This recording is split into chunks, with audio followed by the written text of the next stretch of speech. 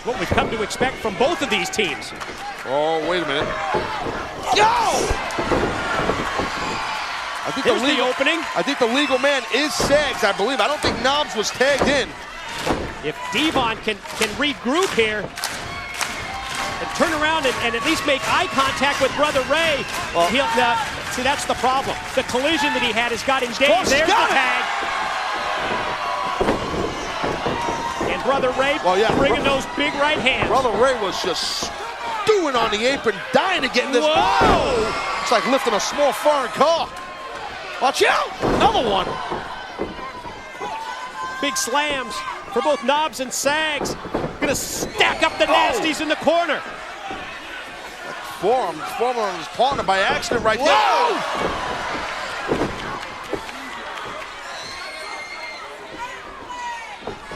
Sags, Whoa, Sags trying to be overpowered by Brother Ray, but no success.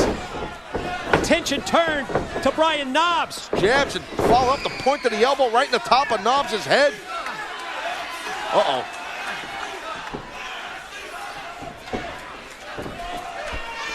Brother Ray motioning to Brother Devon to head to the top. Little what's up on the way? Go for a little what's up for sure. Watch out! Oh!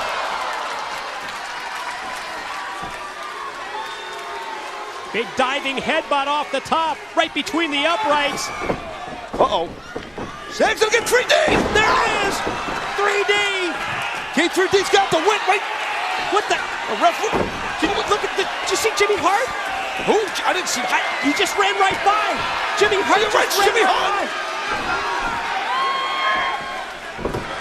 What the hell's Jimmy Hart doing here? Wait a minute. Here are your winners, the Nasty Boys. I was looking at my monitor. I didn't look up. You obviously looked up and saw Hart. Jimmy Hart? From Mouth of the South? What the hell? Wow.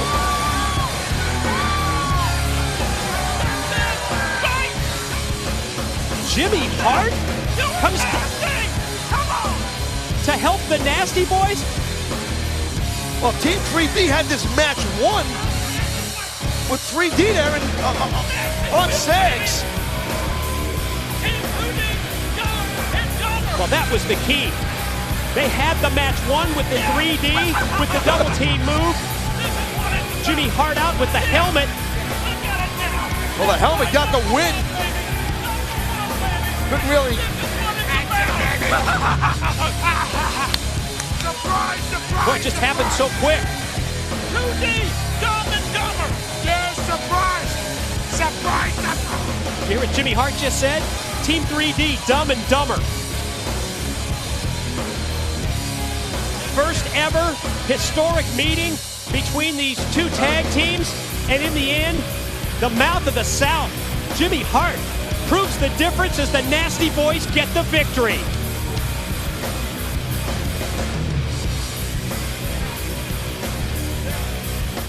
Joe, man, I know you've been in a lot of pressure situations before, but tonight's a whole different ballgame, brother. Yeah, I know. You don't think I realize how important tonight is? You see, I realize the importance, and that's why I cashed in this case. Because the most important thing for a company, the most important thing in the world is to have a heavyweight champion it believes in. And AJ Styles is not that man. Couldn't agree with you more. But this is a different deal, man. I mean, you and I, we don't have any history. AJ and I don't really have any history. Flair and I, on the other hand, there's more history there than I care to remember. You could fill a stack of encyclopedias with our history, and none of it is good. In this situation that we're in right now, you think I want to see Ric Flair out there with the TNA World Champion? Not a chance. We're in a tough spot here, man. The stripes I'm wearing, I should be calling this thing right down the middle. I mean, hell, I'm representing TNA. I'm representing everybody in this company. Listen, I can appreciate your social situation, but as far as me and you go, it's quite simple. You take care of Flair. I'll take care of AJ. One more thing. I also want you to take care of that Samoan temper of yours. Do not let it interfere. Just try to keep yourself under control. Get the job done. You take care of AJ. I'll take care of everything else. Deal? Yeah, deal. Good luck tonight.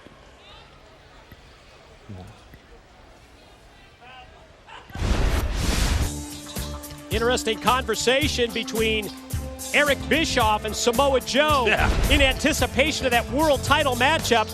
That's up later, but up next, here at Against All Odds. It is the first semifinal match of the 8-card stud. Who's going to move on to the finals of tonight's tournament? Well, here comes the Pope again. Ladies and gentlemen, this is an 8-card stud tournament semifinal match scheduled for one fall with a 30-minute time limit. Introducing first, from the streets of Harlem, New York, the Pope, D'Angelo Dinero. Mike, you know, Pope had some time now to cool down, chill out after the opening bout against Desmond Wolf, which was big-time physical. Can that cool down be a problem, though, for the Pope? I don't think so. I mean, in my opinion, I don't think it's going to be a problem for him. I mean, maybe it will be. I don't think so. His opponent from Fairfield, Connecticut. He is one half of the TNA World Tag Team Champions, the Blueprint, Matt Morgan. The road, the path to the semifinals for these two competitors. It was the Pope D'Angelo Dinero with the victory over Desmond Wolf in round 1. And then the Blueprint with the win over his TNA World Tag Team Champion partner Hernandez. Interesting win over his partner. Interesting way to accomplish it, wasn't it? Look, I mean, it's obviously extremely important to Matt Morgan to advance in this tournament. He did what he had to do. He was on the half of the tag team champions in Hernandez. That was then, this is now. Second match tonight for both these men.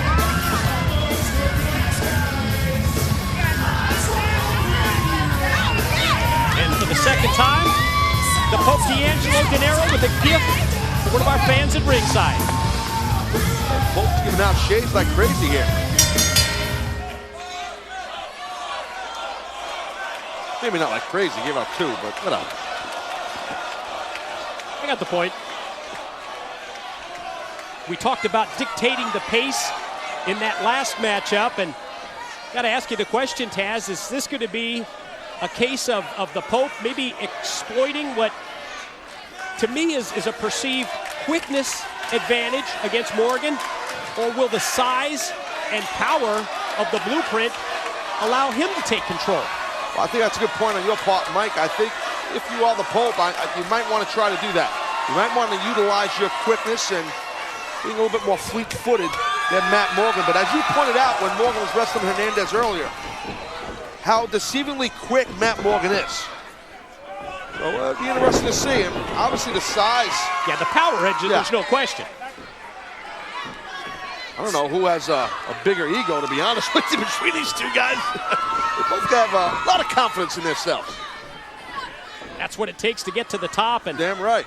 That's what it's going to take to get to the finals, and the winner of this contest, this semifinal matchup, to square off against the victor of the Abyss, Mr. Anderson, matchup that is our other semifinal. And there you can see, pointing out the size difference. Oh yeah, well, I'll tell you what, Matt Morgan better not get too cocky with that.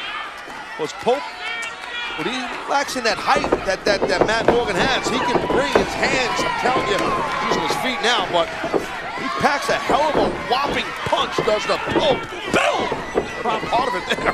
Probably no coincidence, the Pope working on the big legs, the long legs of the Blueprint. I think this is all in an effort to get Matt Morgan down on the mat.